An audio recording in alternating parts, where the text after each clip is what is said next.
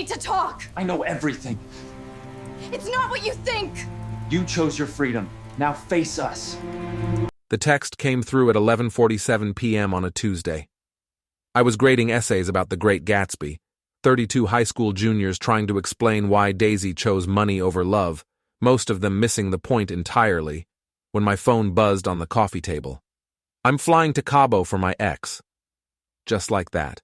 No preamble, no honey or babe or whatever pet name married people are supposed to use when they're about to detonate a marriage. Just a flat statement, like she was telling me she'd picked up milk. I read it 3 times, waiting for my hands to shake, or my vision to blur, or whatever physiological response a man is supposed to have when his wife texts him that she's leaving town with another man.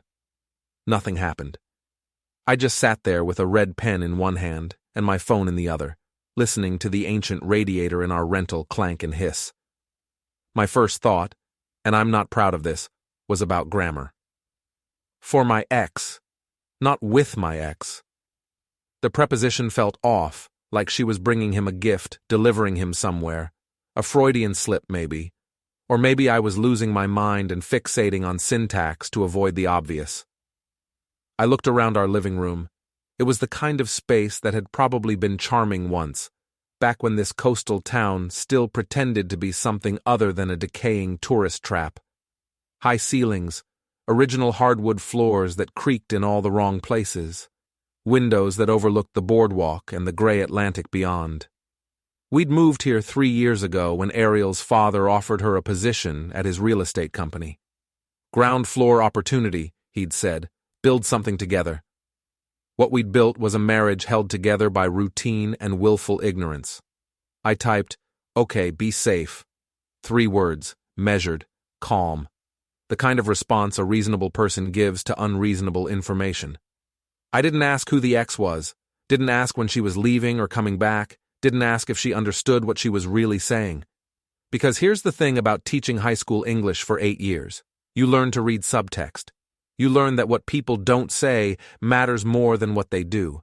And Ariel hadn't said she was visiting an ex or meeting up with an ex. She was flying to Cabo for him, like a mission, like a duty she owed to some ghost from her past that apparently still had more claim on her time than I did. I hit send and went back to the essays. Ariel's keys jingled in the hallway around midnight. I heard her heels on the hardwood, those expensive ones she wore to showings that seemed to happen more and more often at night. The bedroom door opened. I kept my eyes on Gatsby and Daisy and all their beautiful, terrible choices. "Did you see my text?" she asked. "Yeah." "And?" I looked up. She was standing in the doorway, backlit by the hallway light, still in her work clothes, charcoal pencil skirt, white blouse, hair in that effortlessly messy bun that probably took 20 minutes to perfect. She looked like an advertisement for a life I didn't live. "And I hope you have a good trip," I said. She stared at me. I could see her trying to figure out if I was being sarcastic or genuine, or just broken. The truth was I didn't know either. Something had switched off inside me when I read that text. Some circuit that was supposed to carry anger or hurt or indignation had simply stopped conducting electricity. "You're not going to ask who he is?" "Do you want me to?" "I don't know. Normal people would." "I'm not sure what normal is anymore," I said. "When are you leaving?" "Thursday morning. I'll be back Sunday night." 4 days. Thanksgiving was 2 weeks away. We'd already promised her father we'd do dinner at his place, the sprawling waterfront house on the good side of town where the streetlights worked and the sidewalks didn't have cracks wide enough to break your ankle. "Okay," I said. She stood there for another minute, waiting for something. When I didn't give it to her, she disappeared into the bathroom. I heard the shower running, heard her singing something I didn't recognize, heard the particular silence that comes when someone is washing away evidence of a life you're not part of. I went back to the essays, but the words had stopped making sense. I kept seeing that text. "I'm flying to Cabo for my ex." The present continuous tense. She wasn't asking permission. She was narrating her own life, and I was just some minor character in the background.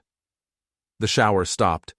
Ariel came out wrapped in a towel, hair dripping onto the hardwood, and climbed into bed without saying anything else.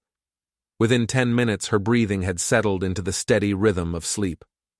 I sat in the living room until 3 in the morning, finishing the essays, brewing terrible coffee in our ancient Mr. Coffee, and thinking about Daisy Buchanan. Fitzgerald had it right. In the end, people like Daisy retreat into their money and their vast carelessness. They smash things up and let other people clean up the mess. Thursday morning came with rain. Ariel was already awake when I got up, packing a small roller suitcase with the efficiency of someone who traveled often, though she'd told me most of her recent trips were regional, quick overnight jaunts to show properties in neighboring towns. "Coffee?" I asked. "I grabbed some already. I need to leave in 20 minutes. I nodded and poured myself a cup, watching her move through the bedroom. She packed light. Sundresses, a bikini, sandals, beach clothes, Cabo clothes, the kind of things you bring when you're planning to spend most of your time not wearing them. "Do you need a ride to the airport?" I asked. "I'm taking an Uber." "All right. Michael." She stopped and looked at me directly for the first time in days. "Are we okay?" It was such a bizarre question that I almost laughed. Instead, I took a sip of coffee, black, scalding, bad, and said, "Define okay. You know what I mean." "I really don't." She sighed, the sound of someone dealing with a difficult child. "Fine. Be like that. Have a good trip, Ariel." Her Uber arrived at 6:47 a.m. I watched from the window as she dragged her suitcase down the front steps, the driver popping the trunk, her getting into the back seat without looking up at the house. The car pulled away into the gray morning, taillights disappearing around the corner where the old movie theater used to be before it became a vape shop. I called in sick to school, told them I had a stomach bug, spent the day doing absolutely nothing productive, scrolling through our shared photo albums, looking for the exact moment when her smile started looking like a performance. I found it eventually, a picture from 18 months ago at her father's summer party. She was standing next to me, arm around my waist, but her eyes were looking at something or someone off to the left. The smile was perfect. The attention was gone. That night I checked our shared credit card account, one of those helpful apps couples use to stay transparent about spending. There were charges from the airport, a coffee, a magazine. Then, around 1 p.m., a charge from a restaurant in Cabo San Lucas. $247. For one person? Unlikely. I sat with that information for a while, turned it over in my head like a rock, smooth on one side, sharp on the other. Friday morning brought more charges: breakfast at a resort, lunch at a beachfront bar, dinner at a steakhouse that required reservations weeks in advance. I looked up the restaurant's website. White tablecloths, ocean views, the kind of place where they bring you complimentary champagne just for walking in the door. Then, Friday evening, a pending charge for a private boat charter. $1,200. I called her father. Douglas Whitmore answered on the second ring. He always did. Former Marine, current real estate mogul, the kind of man who wore expensive watches and cheap reading glasses because he didn't give a damn about fashion, only function. "Michael, what's wrong?" "Nothing's wrong," I said. "I just wanted to check in about Thanksgiving, make sure we're still on for the 23rd. "Of course. Ariel mentioned she'd be out of town this week. Girls' trip?" I paused. The lie was smooth, practiced. Girls' trip, plural, safe, explainable. "Something like that," I said. "Hey, Douglas, can I ask you something? About the trust?" Another pause, this one from his end. "What about it?" "Just curious. You'd mentioned last month that you were concerned about Ariel's spending patterns. Did you ever follow up on that?" The silence stretched for 5 seconds. 10. When Douglas finally spoke, his voice had changed. Flatter. Colder. "Why are you asking?" "I think you know why." "Michael, I'm not accusing anyone of anything," I said. "I'm just asking if you followed up on the conversation we had. The one where you said you were worried about her burning through money faster than she was making it. The one where you asked me, specifically, if I thought intervention was necessary. I could hear him breathing, thinking, calculating. We implemented some safeguards, he said finally. Standard trust stuff. Spending caps, review periods, nothing dramatic. When? 3 weeks ago. And you didn't tell her? She signed the updated documents. She knew. Whether she read them is another question. I closed my eyes, saw it all playing out. Ariel at some expensive restaurant in Cabo, trying to pay for another round of drinks or another private excursion, her credit card declining because the daily spending limit had been hit. The humiliation, the confusion, the rage. Thank you, I said. Michael, what's going on? I think you should check your accounts, I said. I think you're going to find some irregularities. What kind of irregularities? The kind that happen when someone assumes money will always be there and makes plans accordingly. I hung up before he could ask more questions. Sat there in the dark living room with my phone in my hand, listening to the boardwalk wind rattle the windows. The call came Saturday morning at 6:15 a.m. I was awake. I'd barely slept, when my phone exploded with vibration on the nightstand. Douglas, again. What the hell did you do? He wasn't shouting, which somehow made it worse. His voice was the kind of quiet that comes right before violence. Good morning to you, too. Ariel called me 3 hours ago. She's stranded in Cabo. Her card declined at the hotel. They're threatening to kick her out. She can't even buy a plane ticket home. What did you do? I sat up, swung my legs out of bed, stood in the cold morning air of our bedroom and looked at myself in the mirror across the room. I looked exactly the same as I always did. Tired. Forgettable. The kind of face you'd pass on the street without noticing. I didn't do anything, I said. Bullshit. She said you must have done something with the trust. She said there's no other explanation. The trust is yours, Douglas, not mine. I'm just her husband. I don't have access to any of that. Then why did she call me screaming about you? Maybe because it's easier to blame me than to admit she didn't read the document she signed 3 weeks ago. Maybe because she's in Cabo with someone who isn't her husband and the money ran out at an inconvenient time. The silence was absolute. Say that again, Douglas whispered. Which part? The part about Cabo. She told you it was a girls' trip. It's not. She's there with someone. An ex, she said. Though I'm starting to think ex might be generous. They're staying at the Las Ventanas resort. They've eaten at 3 different restaurants that required reservations. Yesterday they chartered a private boat. That $1,200 charge? That was them. I could hear Douglas breathing hard on the other end. In, out, in, out. The sound of a man trying not to explode. You're sure? Check the credit card statements. I have access to the shared account. Every charge is right there, time-stamped, geolocated. I can send you screenshots if you want. Jesus Christ. Yeah. And you let her go? The question hung in the air between us. I thought about all the answers I could give. Yes. No. What was I supposed to do? Lock her in the house? Forbid her like some Victorian husband? The truth was messier and darker. I let her go because I wanted to see how far she'd take it.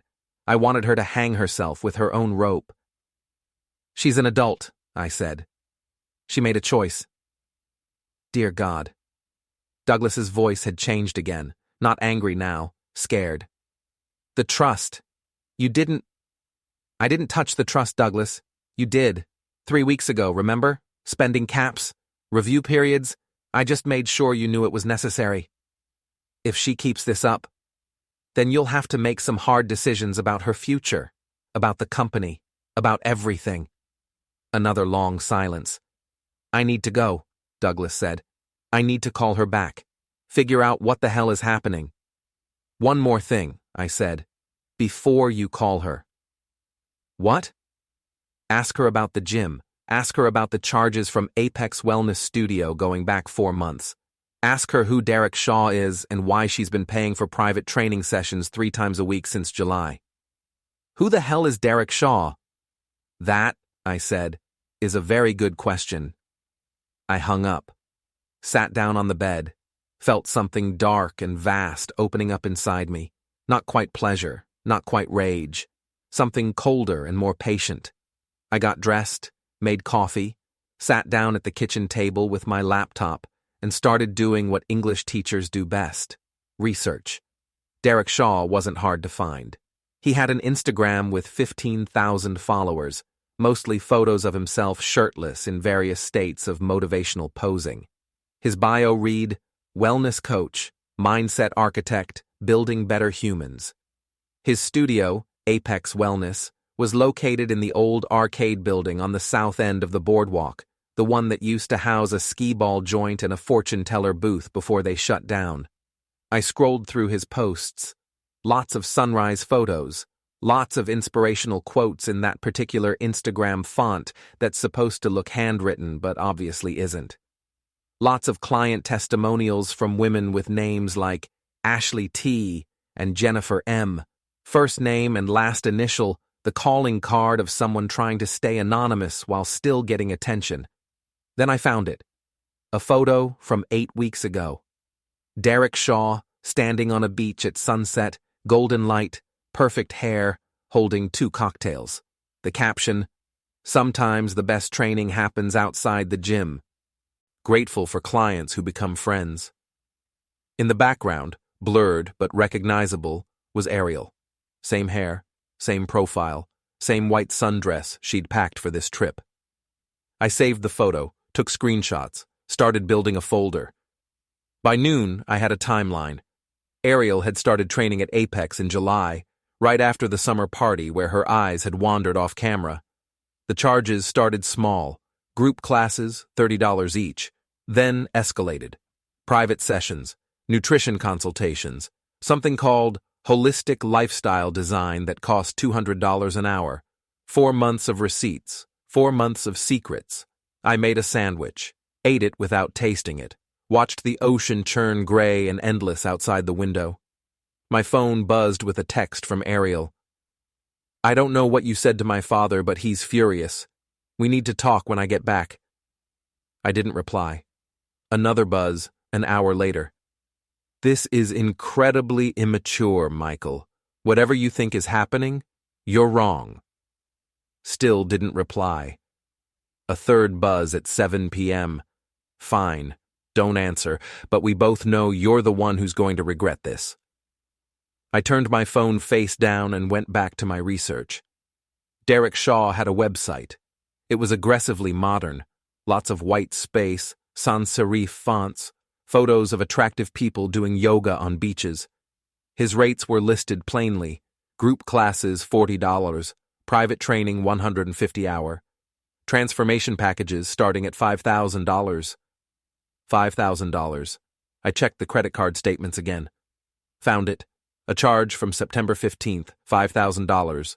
Labeled Apex Wellness Transformation Deposit. I laughed. Actually laughed out loud in the empty apartment. The sound was ugly and wrong, but I couldn't stop it. She'd paid $5,000 for a transformation package, with money from her father's trust. To a man who was now with her in Cabo, living off charges that were bouncing because Douglas had capped her spending after I'd carefully, methodically, planted the seeds of doubt in his head over Labor Day weekend. I'd asked him casually over beers on his deck, "Have you noticed Ariel seems stressed lately? Something about money?" He'd said, "You think she's overspending?" And I'd shrugged. Said, "I don't know. Maybe. I just noticed some large charges I couldn't quite explain. But I'm sure it's nothing." That was all it took. One planted seed.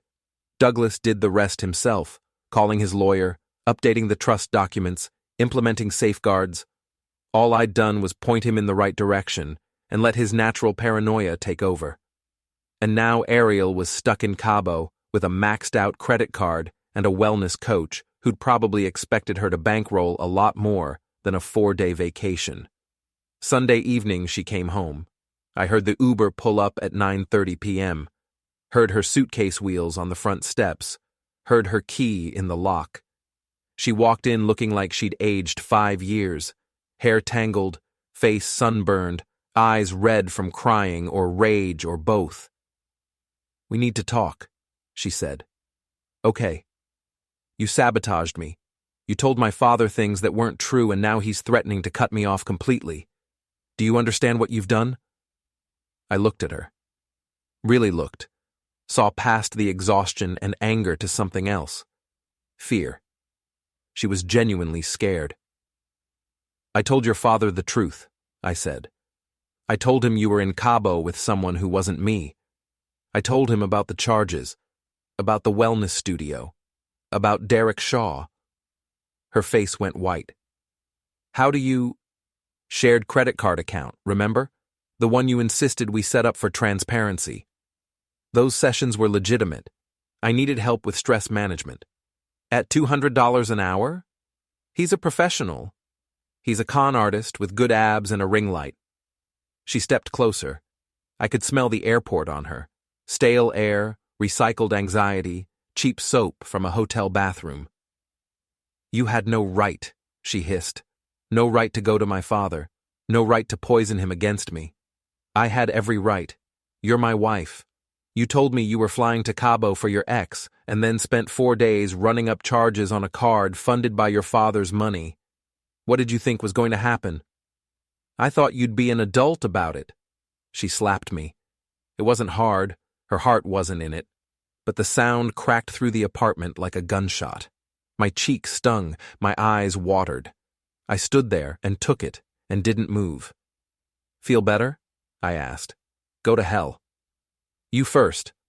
She grabbed her suitcase and dragged it into the bedroom, slammed the door. I heard her on the phone immediately, voice rising and falling in angry waves I couldn't quite make out. I sat down on the couch, touched my cheek. It was already fading. She hadn't really wanted to hurt me, just wanted to land something, anything, to make me react. But I was done reacting. Reaction was what she expected. Yelling, crying, begging her to explain, to stay, to choose me. Instead, I pulled out my laptop and started planning. Because here's what Ariel didn't understand. I'd spent 8 years teaching kids how stories work. Setup, conflict, rising action, climax. And right now, we were barely past the first act. She thought the story was over. Betrayal discovered, husband humiliated, back to whatever came next. But I knew better. The real story was just beginning, and this time, I was writing the ending. Before we continue, hit the hype button, subscribe, and like the video to help the channel grow. Tell us which city you are from in the comments. We'd love to get to know our audience better. Monday morning, I went back to school like nothing had happened, taught 4 periods of junior English, assigned essays on moral ambiguity in the crucible, irony so thick I could taste it. Ate lunch in the teacher's lounge with Tom Brennan, the chemistry teacher who'd been here 23 years and had that permanent expression of someone who'd seen it all and was tired of it. "You look like shit," Tom said, biting into a sandwich that smelled aggressively of tuna. "Didn't sleep well." "The wife still out of town?" I'd told him Ariel was at a conference. Simple lie. Easy to maintain. "She got back last night." "And?" "And what?" Tom gave me a look over his sandwich. He was one of those people who could read a room just by breathing its air. "You've got that look. The same look Jenkins had before his divorce. Like someone hit you with a car and you're still figuring out which direction it came from." "I'm fine." "Bullshit. But okay, we'll pretend." He crumpled up his lunch bag and stood. "If you need to talk, you know where my classroom is. Fair warning, I'm terrible at advice, but excellent at listening to people complain." He left. I sat there in the fluorescent light, listening to the hum of the vending machine and the distant sound of students in the hallway. The normalcy of it felt like a mask I was wearing, functional, necessary, completely disconnected from whatever I actually felt underneath. My phone buzzed. A text from Ariel. I'm going to the gym. Of course she was. I finished my coffee and went back to teaching. Fourth period was a disaster. Half the class hadn't done the reading and the other half didn't care. I gave them a pop quiz just to watch them panic. Mean? Yes. Satisfying? Also yes. After school, I drove to the boardwalk instead of going home, parked in the cracked lot near the old arcade building where Apex Wellness had set up shop. The place still had ghost signs from its previous life, faded letters spelling out Joyland Arcade above the door, a painted clown face peeling off the brick wall, the rusted skeleton of what used to be a ticket booth. Someone had tried to modernize it. New glass doors, a neon sign that said Apex in that aggressive sans serif font every wellness startup uses. Through the windows, I could see exposed brick, industrial lighting, mirrors, and equipment that probably cost more than my car. I sat in the parking lot and watched. At 4:45 p.m., Ariel's white Lexus pulled in. She got out wearing yoga pants and a sports bra, hair in a high ponytail, looking every inch the Instagram wellness convert. She walked inside without looking around. The door closed behind her.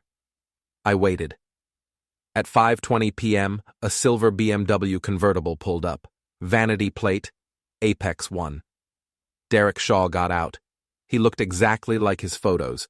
Tall, tan, aggressively muscular, with that particular grooming style that suggests someone spends 45 minutes on their hair every morning and calls it effortless. He went inside. Through the window, I could see him greeting clients, smiling, touching shoulders, moving through the space like he owned it, which, I supposed, he did. I sat there until 7 p.m., watching people come and go, mostly women, mostly wealthy, judging by the cars. Mercedes, Range Rovers, Teslas, the kind of vehicles that said, I have disposable income and questionable priorities. At 7:15, the lights inside started going off. The last few clients trickled out. Then Ariel appeared in the doorway with Derek. They stood close, not touching, but close enough that the space between them felt intentional. He said something. She laughed. He touched her arm. She didn't pull away. They stood there for another 3 minutes, talking, her body language open and relaxed in a way I hadn't seen in months. Then she got in her car and left. He watched her go, hands in his pockets, that same easy smile on his face. I started my car and followed her home, keeping 3 cars back. Not that it mattered. She wouldn't notice. Ariel had never been particularly observant. That was one of the things I'd loved about her once, the way she moved through the world like it was designed specifically for her comfort. Now it just felt like carelessness. She beat me home by 10 minutes. When I walked in, she was in the kitchen making a smoothie, something green and violently healthy looking that smelled like grass clippings. How was your day? I asked.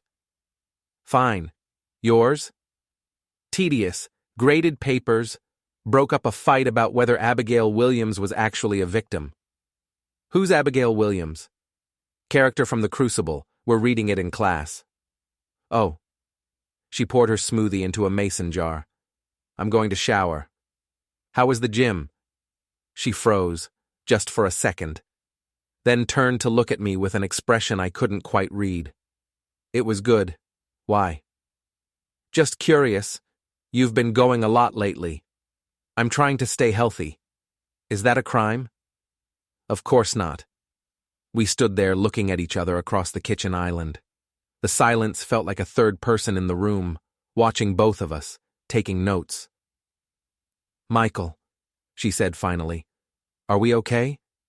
Same question as before. Different weight. I don't know, I said. Are we? I'm asking you. And I'm asking you. You're the one who flew to Cabo with another man. You're the one spending hundreds of dollars a week on wellness sessions. You tell me if we're okay. Her face hardened. I told you. Derek is my trainer, that's all. Derek. Yes, Derek Shaw. He's helping me with stress management and fitness goals. It's professional. Professional trainers usually don't go on vacation with their clients. He wasn't. She stopped, regrouped. It wasn't like that. He was in Cabo visiting family. I ran into him at the resort. It was a coincidence. The lie was so smooth I almost admired it. She'd had time to prepare this version. Polish it, make it sound plausible. What about the $1,200 boat charter? I asked. I don't know what you're talking about. Friday evening, private charter, Cabo Adventures LLC, $1,200 on the shared credit card. That was... She paused. That was a group thing. There were other people. Who? I don't remember their names. Just other tourists. But Derek was there. He might have been. I'm not sure. I nodded slowly. And the transformation package? $5,000 in September? Her face went white again. You're tracking my spending? It's a shared account. You're spending shared money. Or trying to. Until your father's trust kicked in with those new limits. This is controlling behavior, Michael. You're acting like some kind of stalker. I'm acting like someone who's paying attention. There's a difference. She grabbed her smoothie and headed for the bedroom. I'm done with this conversation. Ariel. She stopped but didn't turn around. I know, I said quietly. I know about Derek. I know about Cabo. I know about everything. And I'm giving you one chance to be honest with me. Or what? Or we see what happens when the truth comes out, without your carefully prepared version of events. She did turn then. Her face was a mask of rage and fear. Are you threatening me? I'm offering you a choice. Be honest now, or deal with the consequences later. You don't get to make ultimatums. You don't get to control me. I'm not trying to control you. I'm trying to figure out if there's anything left of our marriage worth saving. Maybe there isn't. The words hung in the air between us. She'd said it. Finally. Out loud. Okay, I said. Then let's be honest about that too. She stared at me for another moment, then disappeared into the bedroom. The door closed. The lock clicked. I stood in the kitchen for a long time, listening to the shower run and thinking about what happens when you finally stop pretending everything is fine. The relief is almost physical, like setting down a weight you didn't realize you'd been carrying. I pulled out my phone and texted Tom Brennan. That drink offer still good? He replied immediately. Always, Murphy's at 8. See you there. Murphy's was the kind of bar teachers and cops go to. Dark, quiet, cheap beer, no music loud enough to prevent conversation. Tom was already there when I arrived, sitting in a booth in the back with 2 pints waiting. You look worse than you did this afternoon, he said. Thanks. I sat down and drank half the beer in one go. It was cold and bitter and exactly what I needed. So, Tom said, do I need to ask, or are you going to tell me? My wife is cheating on me. Shit, you sure? Completely. Evidence or gut feeling? Both. She flew to Cabo last week with her personal trainer, spent 4 days at a resort, charged everything to a credit card I can access. When her father's trust limits kicked in and the card declined, she called him screaming. Then she came home and lied to my face about all of it. Tom whistled low. That's comprehensive. Yeah. What are you going to do? I don't know yet. That was a lie. I knew exactly what I was going to do. I just wasn't ready to say it out loud yet. Because once you say it, once you commit to a plan, you have to follow through. And what I was planning required patience, precision, the kind of methodical destruction that you can't walk back from. Can I give you some advice? Tom asked. Sure. Don't do anything stupid. Don't get violent. Don't empty bank accounts or slash tires or any of that TV drama bullshit. You want to win? Hire a good lawyer. Document everything. Let the system work. The system. Divorce court. It's boring, but it's effective. I nodded like I was considering it. Drank more beer. Let the silence stretch. You're not going to do that, are you? Tom said. Do what? Whatever I just advised. You've got that look again. That Jenkins look. like you're 10 steps ahead and none of them involve lawyers. I'm going to finish my beer, I said. Then I'm going to go home, and tomorrow I'm going to teach the crucible to a bunch of kids who don't care, and the day after that I'll do it again, and somewhere in there I'll figure out what comes next. Michael, thanks for the drink, Tom. I left cash on the table and walked out into the cold night. The boardwalk stretched out to my left, dark except for a few security lights. The ocean was invisible in the darkness, but I could hear it, that constant rhythm of waves that sounded like breathing. I drove home slowly. When I got there, the apartment was dark. Ariel was already in bed, or pretending to be. I brushed my teeth, changed into sweats, and lay down on the couch with my laptop. Opened a browser, started researching. Derek Shaw had been in business for 3 years. Before that, he'd been a personal trainer at a big box gym in Newark. Before that, according to LinkedIn, he'd been a brand ambassador for an energy drink company. Before that, college dropout. His business license for Apex Wellness was public record. So were his lease agreements, tax liens, and a small claims suit from 2022 where a former client accused him of inappropriate conduct. The case had been dismissed, settled out of court, probably. I dug deeper, found his parents' address in Cherry Hill, found his ex-girlfriend's Instagram. She'd scrubbed most photos of him, but there were still a few in the archive, including one caption from 2 years ago. Sometimes the trash takes itself out. Found a Yelp review from 8 months ago. Derek is great if you want a trainer who spends more time flirting than teaching form.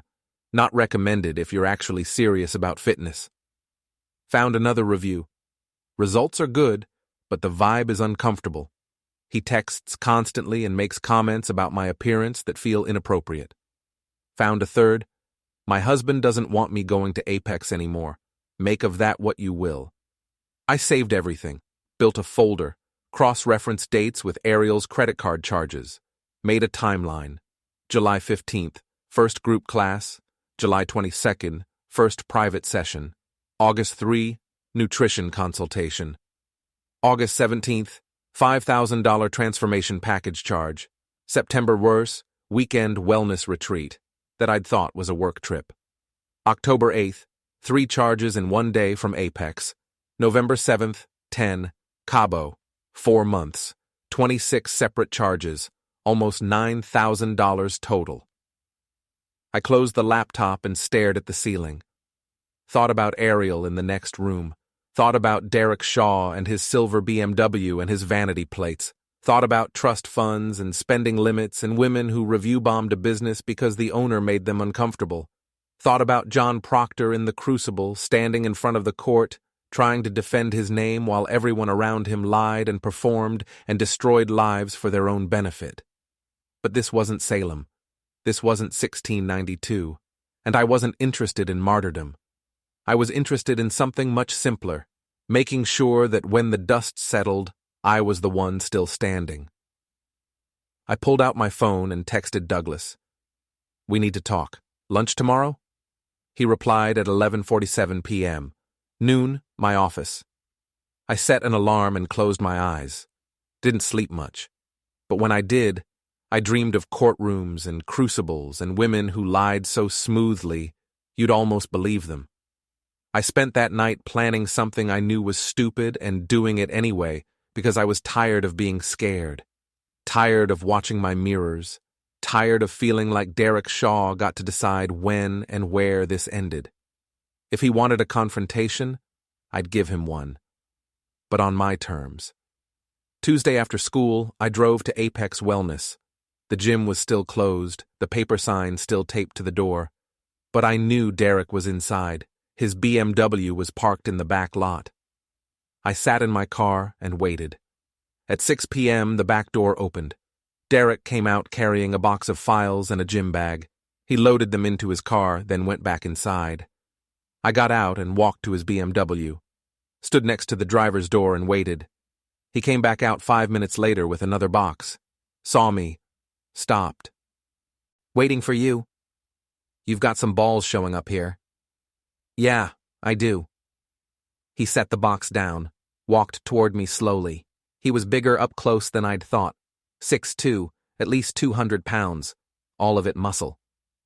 "You ruined my life," he said quietly. "No, you ruined your life. I just made sure everyone knew about it. Because you're a jealous, pathetic little man who couldn't keep his wife happy." I smiled. Maybe.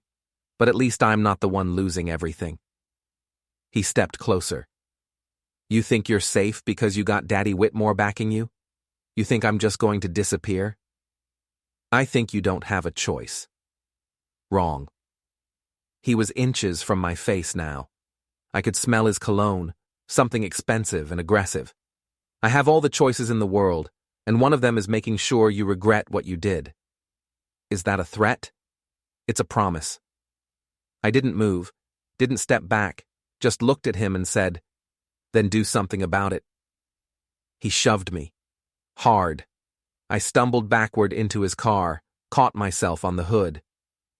"You want to fight?" he said. "Let's fight." "I'm not going to fight you, Derek." "Why? Because you're a coward?" "Because I've already won." That was what did it. His face twisted and he swung. I saw it coming, barely. Ducked. His fist hit the BMW's side mirror, shattering it. I stepped back. "We're done here." "Like hell we are." He came at me again. This time I didn't duck fast enough. His fist caught me in the ribs, hard enough that I felt something crack. Pain exploded through my side. I doubled over, gasping. He grabbed my shirt, slammed me against the car. "You think you can destroy my life and walk away?" "Derek!" "Shut up." He hit me again, this time in the face. My head snapped back. Then I heard tires screeching. A car pulled into the lot, doors opened, someone shouted, "Hey, stop!" Derek let go. I slid down the side of the BMW, clutching my ribs. Two guys ran over, regulars from the gym. I recognized them from my stakeout nights. They grabbed Derek, pulled him back. "What the hell, man?" one of them said. "He started it," Derek said, but his voice was shaking. "Bullshit. We saw you." One of them helped me up. "You okay?" "I've been better." "We're calling the cops." "No," I said. "Don't." "Dude, he assaulted you." "I know, but I don't want the cops. I want him to leave." "You need to go," I said to Derek. "You need to pack up your shit and leave this town, because if you don't, I'm going to make sure everyone knows exactly what kind of person you are. And next time, there won't be anyone to pull you off me." "You're threatening me?" "I'm promising you. Leave, or I'll bury you." He stared at me for a long moment. Then he grabbed his box from the ground and threw it in his car. Got in. Peeled out of the lot without another word. The two guys helped me to my car. "Seriously, man," one of them said. "You should call the cops." "I'll be fine." "You're bleeding." "I know." They gave me their numbers in case I changed my mind. I thanked them and drove home slowly, every bump in the road sending fresh pain through my ribs. At home, I cleaned up my face in the bathroom mirror, split lip, black eye forming, ribs that hurt every time I breathed, but nothing that wouldn't heal. I took some ibuprofen, made ice packs, sat on the couch and tried not to think about how stupid I'd been to confront Derek alone. My phone buzzed. Ariel. "I heard what happened. Are you okay?" I stared at the message for a long time. Didn't respond. She called. I let it ring. She texted again. "Please answer. I need to know you're okay." I turned my phone off. Wednesday, I called in sick again. Couldn't teach with a black eye and cracked ribs anyway.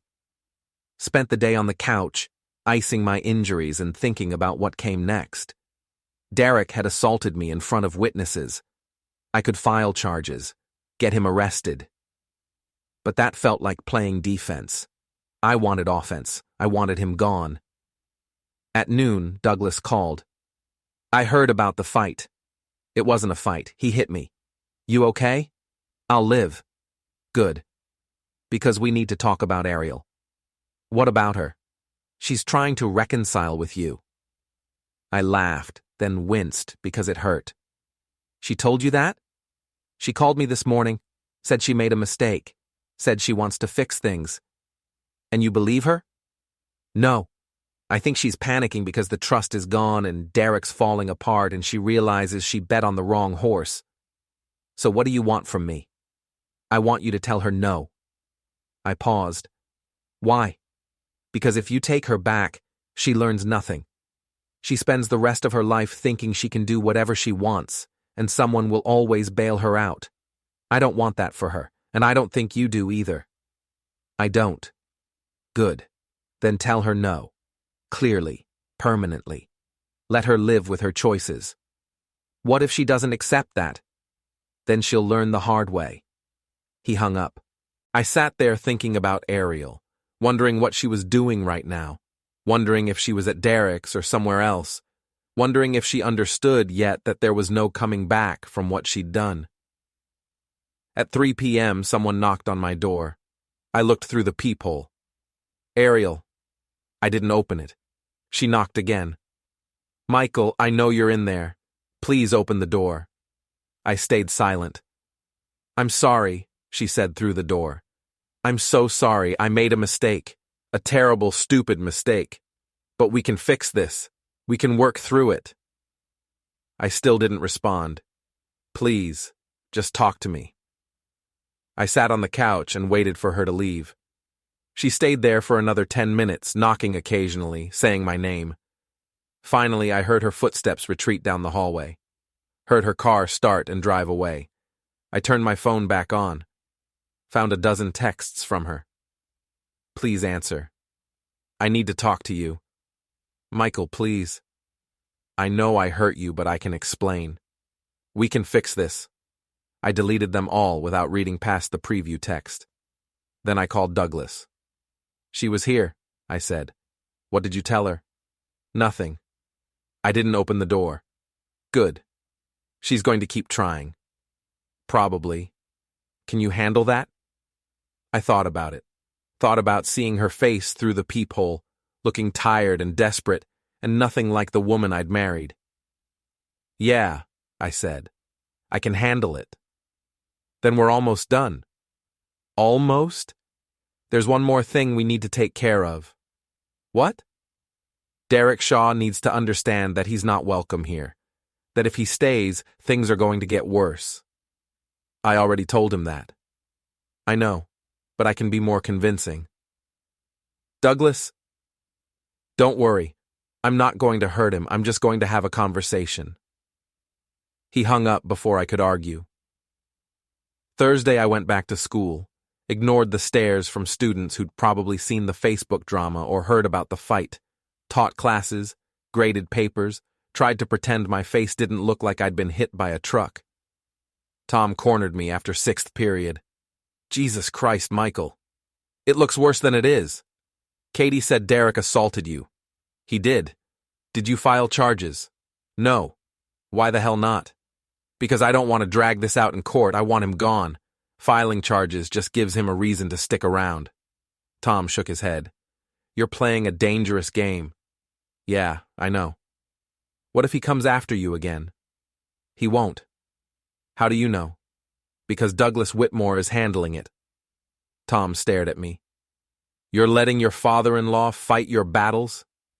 I'm letting the man who has more resources than me handle a problem that needs resources to solve. That's not how this works, Michael. That's exactly how this works. I'm a high school teacher who makes $43,000 a year. Douglas owns half this town. If someone's going to make Derek Shaw disappear, it's going to be him, not me. I walked away before Tom could respond. At home that night, I sat on the couch with an ice pack on my ribs and thought about what Douglas had meant by handling it. Wondered if I'd made a mistake letting him take over. Wondered if this was going to end with something I couldn't walk back from. My phone buzzed. Unknown number. This is Derek. We need to talk. I stared at the message for a long time. Then I replied, About what? About ending this. Meet me at the boardwalk. Old roller coaster. Midnight. Every instinct I had screamed that this was a trap. that Derek was unstable and desperate and possibly dangerous, that meeting him alone in the middle of the night was the stupidest thing I could do. But I also knew that if I didn't go, this would never end. He'd keep escalating, keep threatening, keep making my life hell until one of us broke. I replied, "I'll be there." Then I called Douglas. "Derek wants to meet," I said. "When?" "Midnight, old roller coaster." "Don't go." "I have to. Michael, if I don't end this now, it's never going to end. You know that." Silence on his end. Then, "I'll have someone nearby, just in case." "Thank you." "Don't thank me yet. If this goes bad, I can't protect you." "I know."